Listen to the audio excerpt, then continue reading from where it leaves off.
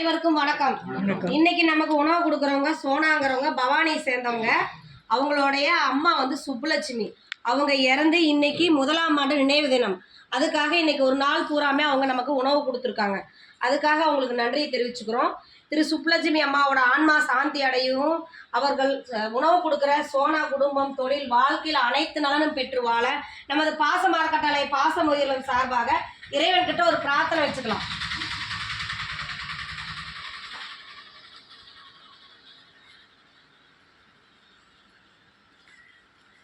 அம்மா சுப்புலட்சுமி அம்மாவோட ஆன்மா சாந்தி அடையவும், உணவு கொடுக்குற சோனா சேனாதிபதி ஐயா குடும்பம் வாழ்க்கையில் அனைத்து நலனும் பெற்று வாழ நாம் இறைவன்கிட்ட ஒரு பிரார்த்தனை வச்சுருக்கோம். இந்த நேரத்தில் சோனாவுடைய குடும்பத்துக்கு நாம் ஒரு கோரிக்கை வைக்க போகிறோம். என்னென்னு கேட்டிங்கன்னா, நமது பாச அறக்கட்டளை பாசமுதிரில் ஆரம்பித்து 2 வருடங்களை கடந்து 3வது இடத்தை தொடர்ந்து போய்கிட்டு இருக்கோம்.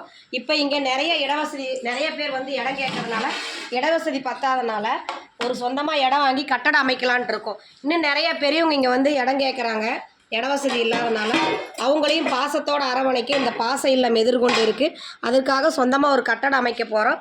அதுக்கு உங்களால் முடிஞ்சதை நீங்கள் செஞ்சு கொடுக்கலாம். நீங்கள் மட்டும் இல்லாத உறவினர்கள், நண்பர்கள், உங்களுக்கு தெரிஞ்ச இடத்துலலாம் இந்த மாதிரி ஒரு முதியோர் இல்லம் இருக்குது, அதுக்கு சொந்தமாக ஒரு கட்டடம் அமைக்க போகிறாங்க, அதுக்கு நம்மளால் முடிஞ்ச உதவி செஞ்சுக்கலான்னு சொல்லி நீங்களும் எங்கள் முதியோர் இல்லத்தை வெளியே கொண்டு சென்று எங்களுக்கு கூடிய விரைவில் ஒரு சொந்த கட்டடம் அமைஞ்சு இருக்கிற பெரியவங்களுடைய பொருளாதாரத்தையும் வாழ்வாதாரத்தையும் பெருக்கிறதுக்காக இந்த முயற்சியை நாங்கள் கையில் எடுத்துருக்குறோம். அதில் நீங்களே இணைஞ்சு எங்களுக்கு முடிஞ்ச உதவி செஞ்சு தருமாறு இந்த நேரத்தில் உங்களை கேட்டுக்கிறோம். எங்களுக்கு இன்றைக்கி ஒரு நாள் ஃபுல்லாக உணவு கொடுத்தவங்களுக்கு நன்றிகளையும் வாழ்த்துக்களையும் தெரிவிச்சுக்கிறோம்.